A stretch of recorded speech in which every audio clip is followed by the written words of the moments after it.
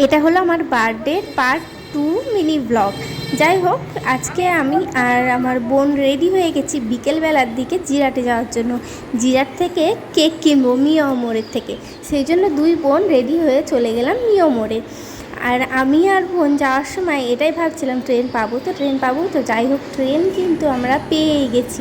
এই যে ট্রেন আসছে, অনেকক্ষণ ওয়েট করতে হয়েছে, তারপরে ট্রেন এসেছে। ট্রেনটা একটু লেট ছিল আর ঝটপট আমরা জিরাটে পৌঁছেও গেছি। জিরাটে দেখেছো কত ভিড়, কারণ আজকে হাট ছিল বলে আজকে এত ভিড় হয়েছে জিরাটে। আমরা স্টেশন থেকে হাঁটতেই বেরিয়ে গেছিলাম, কারণ বেশি দূর না মিও মোড়, একটুখানি রাস্তা। আর মিও মোড়ে গিয়ে কেক তো চুজ করতেই পারছিলাম না, এত কেক দেখে আমরা হকচকিয়ে গেছিলাম যে কোনটা কিনবো।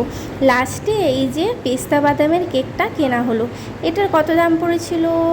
হ্যাঁ, 470 টাকা দাম পড়েছিল। আর দাদাকে বলেছিলাম আমার কত বছরের বার্থডে সেইটা লিখে দিতে আর আমার নাম লিখে দিতে। পার্লারে চলে এসেছি, একটু নিজে নিজে ক্যামেরা করে নিলাম, ঢং করতে হবে না, তা না করলে আবার হয়।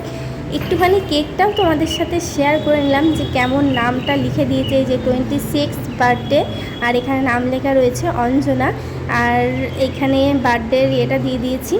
আর সব থেকে বড়ো কথা জানো, বার্থডের আমি যখন কেক কাটছিলাম তখন আমি বলেছিলাম ভিডিও করতে, এই যে তার ভিডিওর নমুনা। ভিডিও না করে একটা বাচ্চার হাতে ক্যামেরা ধরিয়ে দিয়েছে, ব্যাস, বাচ্চাটার ভিডিও করতে পারিনি।